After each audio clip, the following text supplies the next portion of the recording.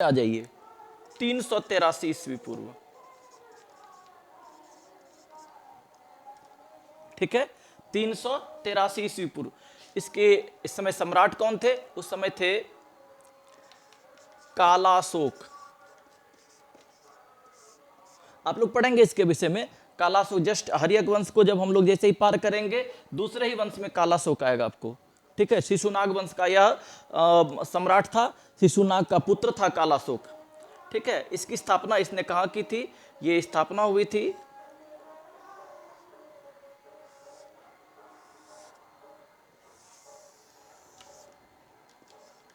वैशाली में। ठीक है, क्योंकि आप इससे तुरंत आपको समझ में आ रहा होगा उस समय राजधानी वैशाली हुआ करती थी। ठीक है,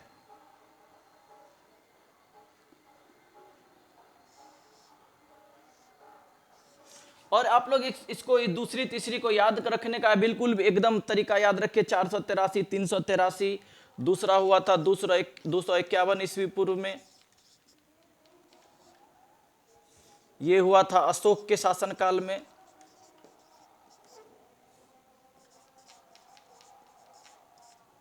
ठीक है, ये कहां हुई थी? ये हुई थी पाटलिपुत्र में।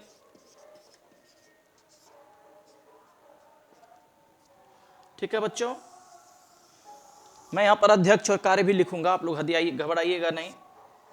चौथी,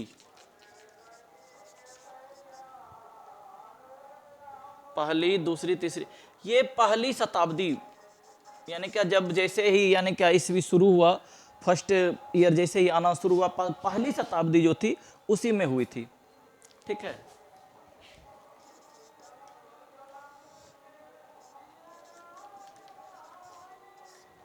ठीक है, उस समय कुषाण वंश का शासन चल रहा था।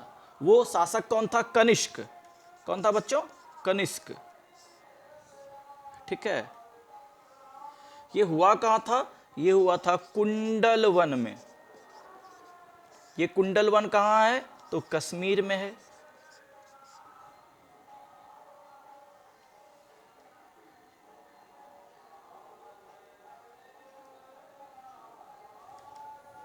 ठीक है बच्चों, ये कहां है? तो कुंडल वन कहां है? तो कश्मीर में है।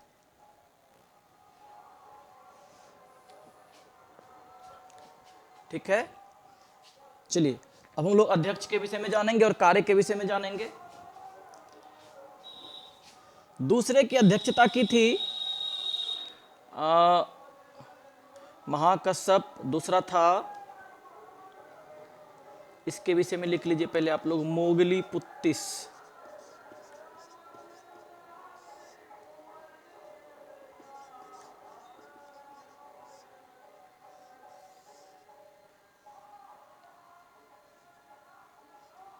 ठीक है,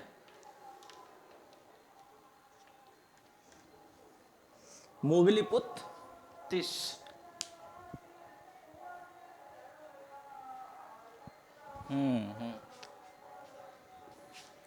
इसकी अध्यक्षता की थी सबा कमी ने।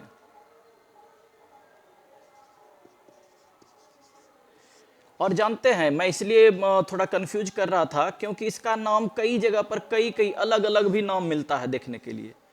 इसको कहीं पर आप लोगों को मिलेगा सबा कमी, कहीं कहीं मिलेगा सर्व कामिनी,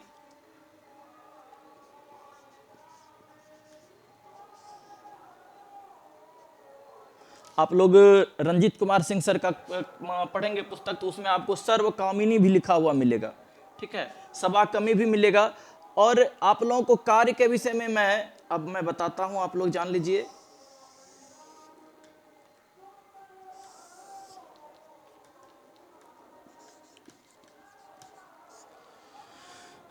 चलिए, पहला बौद्ध संगीति में कार्य हुआ था। बौद्ध धर्म में 2 पिटक बनाए गए थे, बुद्ध की शिक्षाओं का संकलन हुआ था। क्या लिख दिया मैंने? ओहो,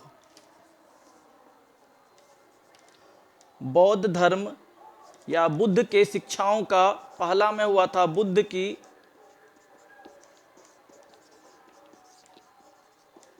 शिक्षाओं का संकलन, सुत्त पिटक और विनय पिटक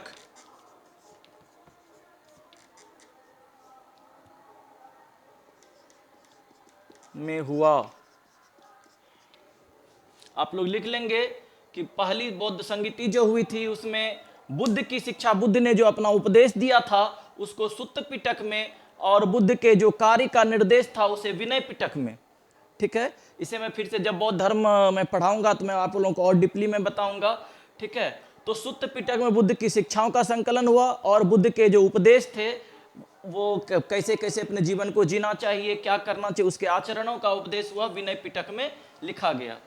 ठीक है, और दूसरा जो हुआ था दूसरी बौद्ध संगीति जो हुई थी उसमें क्या कार्य हुआ था, उसमें हुआ था बौद्ध धर्म स्थाविर और महासंघिक में बट गया। यह धर्म स्थाविर और महासंघिक में बटा।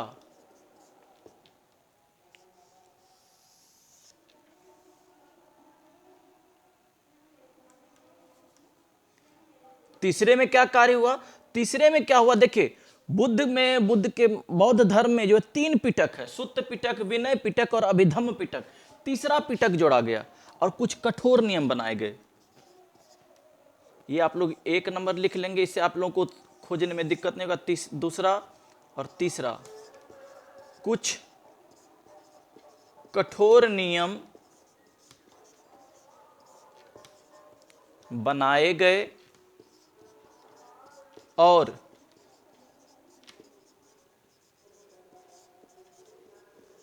अभिधम्म पिटक का संकलन हुआ।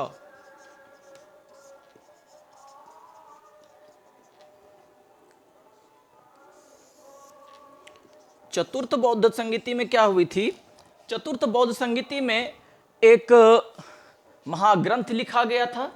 ठीक है, एक महाग्रंथ लिखा गया था और इसके जो अध्यक्ष, मैंने नहीं लिखा, इसका अध्यक्ष था वसुमित्र।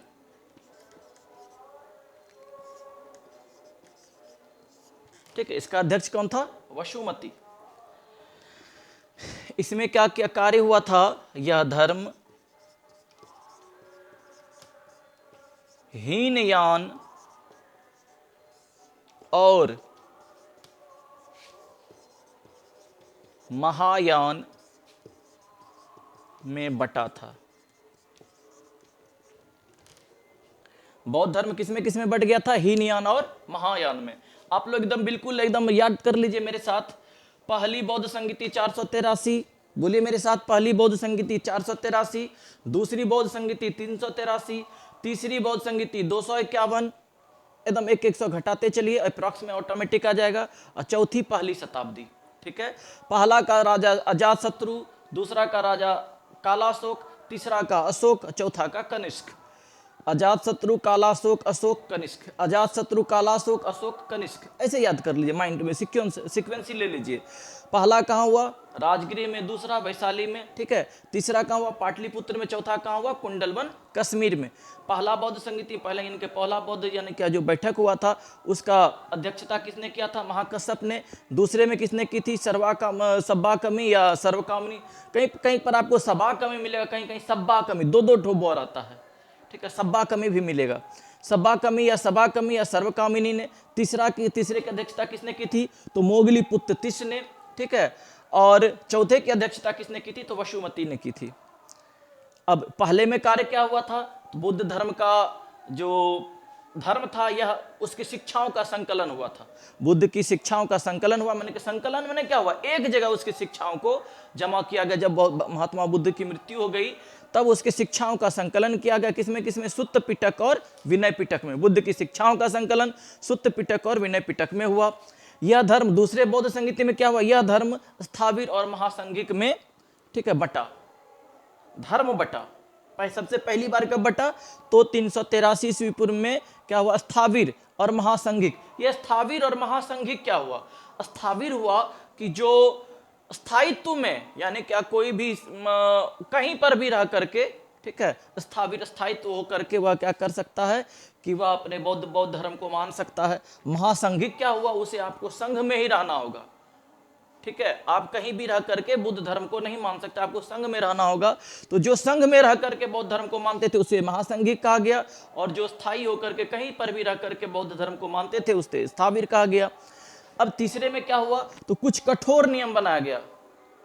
ठीक है, कठोर नियम बनाया गया कि आप ये नहीं कर सकते, आप वो नहीं कर सकते, मैंने कुछ नियम बनाया गया। वो सब चीज हम लोग और भी बौद्ध धर्म को जब हम पढ़ेंगे तब मैं आप लोगों को बताऊंगा।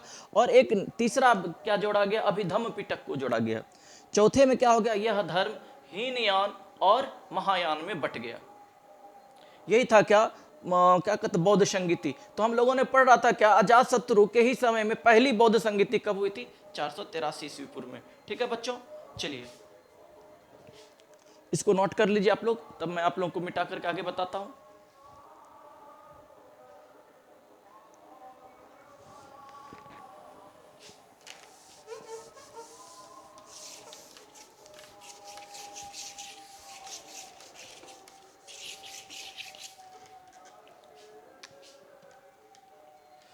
आप लोगों ने पढ़ा कि अजात शत्रु की हत्या किसने की थी, इसके पुत्र ने की थी।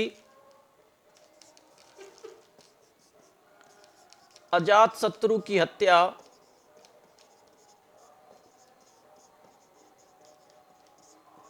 भी इसके ही पुत्र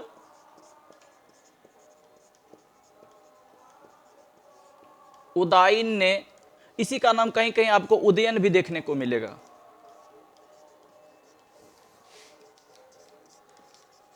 की थी। उदायन ने ही गंगा और सोन नदी के संगम पर पाटलिपुत्र नामक शहर बसाया था। उस पाटलिपुत्र ही पाटलीग्राम भी कहलाता था।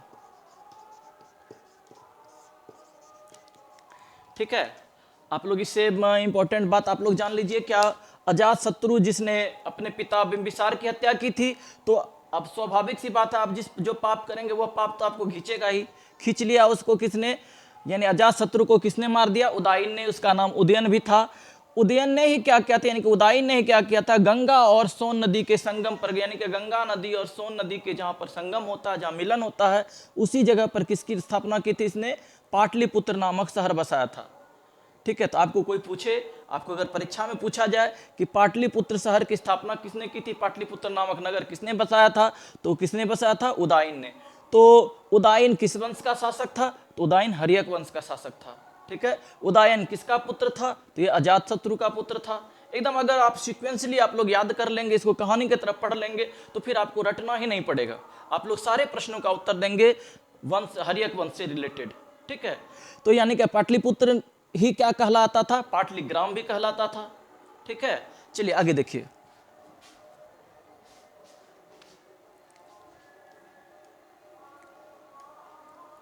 इसने जैसे ही पाटलिपुत्र को अपना पाटलिपुत्र बसाया शहर, तो इसने क्या की, इसने अपनी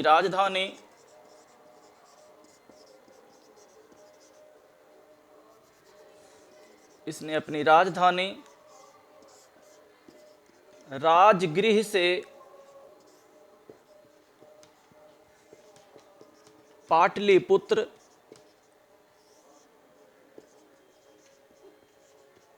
स्थानांतरित की।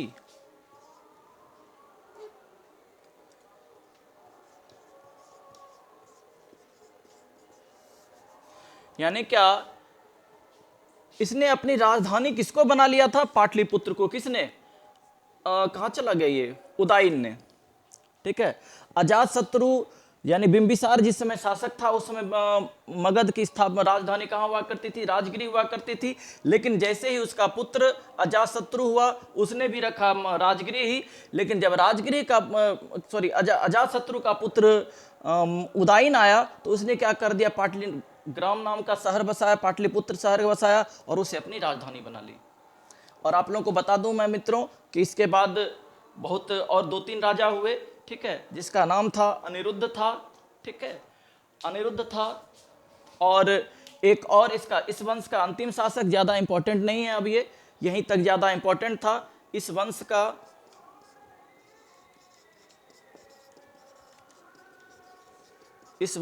अंतिम शासक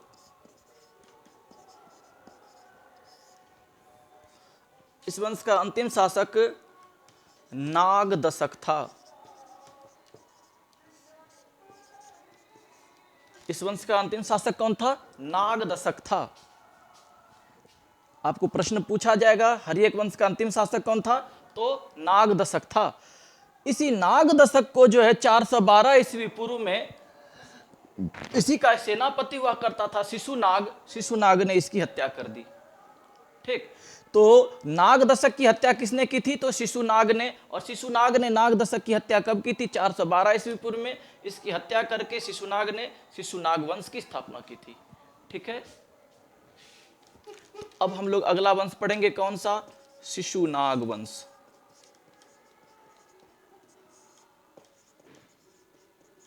ये कब से कब तक था? आप लोग इसको एकदम बिल्कुल नोट कर लें, बिल्कुल। ये था 412 ईस्वी पूर्व से 344 ईस्वी पूर्व तक।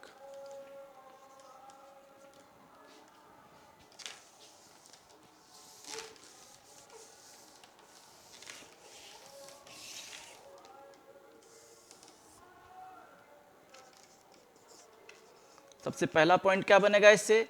शिशुनाग ने ही हर्यक वंश के अंतिम शासक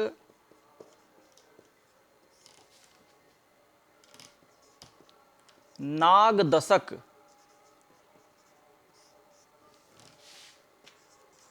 की हत्या 412 ईस्वी पूर्व में की और शिशुनाग वंश की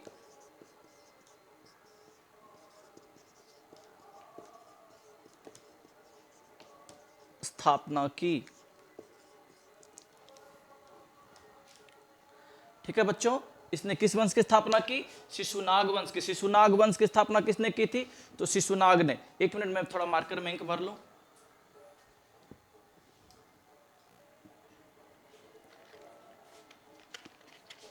ठीक है बच्चों, आप लोगों ने देखा, यानी कि आप लोग देखिए शिशुनाग वंश की स्थापना किसने कर दी? तो हर्यक वंश के अंतिम शासक को मार करके, यानी कि नागदशक को मार करके शिशुनाग ने शिशुनाग वंश की स्थापना की थी। कब की थी? तो 412 ईस्वी पूर्व में। आप लोगों ने देखा मगध की स्थापना सबसे पहले बिंबिसार ने की। उससे भी पहले अगर यदि आपको पूछा जाए क्या कहते हैं धार्मिक ग्रंथों के अनुसार से, तो उसे किसने की थी? तो जयद्रथ ने की थी। ठीक है, और अगर यदि आपको पूछा जाएगा कि ऐतिहासिक दृष्टिकोण से बताइए, तो बिंबिसार ने की थी। ठीक, चलिए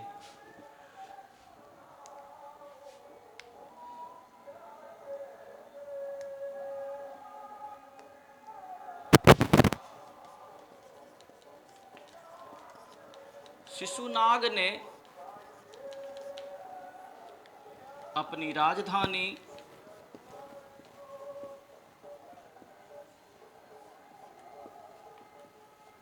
आप लोगों ने पढ़ा होगा, आप लोगों को मैंने बताया अभी कि राजधानी पहले चला करती थी कौन सी? राजगिरी। ठीक है, राजगिरी थी। और राजगिरी से राजधानी कहाँ चली आई थी? राजगिरी से राजधानी कहाँ चली आई थी बच्चों? पाटलिपुत्र, क्योंकि उसकी स्थापना किसने की थी? उदयन ने। अब क्या होगी? शिशुनाग अपनी राजधानी फिर पाटलिपुत्र से चेंज कर लेगा, ये अपनी राजधानी बना लेगा वैशाली को। ठीक, शिशुनाग ने अपनी राजधानी वैशाली बनाया।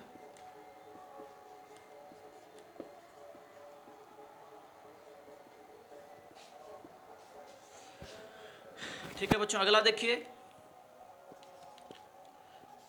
शिशुनाग का पुत्र कालाशोक था। ठीक है, शिशुनाग का पुत्र कौन था? कालाशोक था, जिसे काकवर्ण भी कहा जाता है। अब काकवर्ण से आप लोग समझ गए होंगे, काक मतलब कौवा। ठीक है, और इतना काला था शिशुनाग का यह पुत्र कालाशोक कि इसी कारण से इसको बहुत सारे इतिहासकार इसको काकवर्ण भी कहते थे, कालाशोक भी कहते थे। ठीक है, इसी के समय में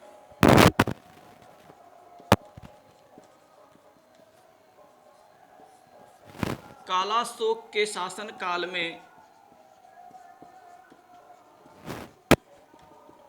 में ही दूसरी बौद्ध संगीति हुई।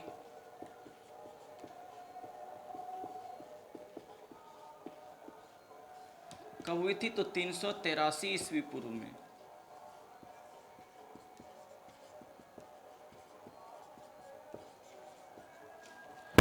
ठीक है बच्चों, अगला देखिए, इस वंश का अंतिम शासक नंदीवर्धन था।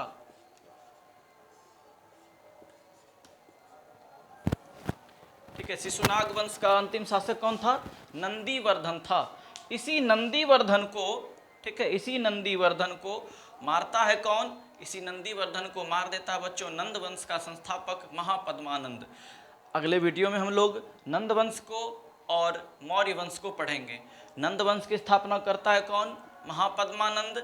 ठीक है, महापद्मानंद का उसके बाद दूसरा उसका पुत्र शासक बनता है जिसको धनानंद कहते हैं। धनानंद था, धनानंद के समय में ही सेल्यूकस निकेटर यानी क्या विश्व विजेता, जिसको कि हम लोग विश्व विजेता सिकंदर कहते हैं, सिकंदर ने आक्रमण किया था। किसके समय में? धनानंद के ही समय में किया था। हम लोग दूसरे वीडियो में हम लोग उसको जानेंगे। फिलहाल आप लोग इसकी तैयारी अच्छे से कर लें। आप लोग को इससे रिलेटेड प्रश्न हर एक एग्जाम में रहेगा। आप लोग चाहे किसी भी परीक्षा की तैयारी कर रहे हो, तो आप लोग को कैसा लगा हो यह वीडियो? आप लोग लाइक नहीं करते हैं, आप लोग वीडियो को लाइक करें और कमेंट तो जरूर करें, जितना हो सके कमेंट करें। अगर आप लोगों को यह वीडियो अच्छी लगी हो तो आप लोग कम से कम इस वीडियो पर मैं ज़्यादा की अपेक्षा नहीं करता हूं, कम से कम 100 से 200 जितने लोग भी वीडियो को देखते हैं उतने लोग लाइक करें और उतने लोग कुछ ना कुछ जो भी हो आपके मन में कमेंट करें। ठीक है बच्चों, बहुत ही मेहनत लगता है वीडियो बनाने में और आप लोगों को पढ़ाने में। आप लोग मन से पढ़ें और निश्चित रूप से आप लोग सफलता पाएं। मैं आप माँ भगवती से विनती करता हूँ सबों की नौकरी हो, सभी लोग अच्छे अच्छे पद पर जाएं। चलिए, तब तक के लिए धन्यवाद।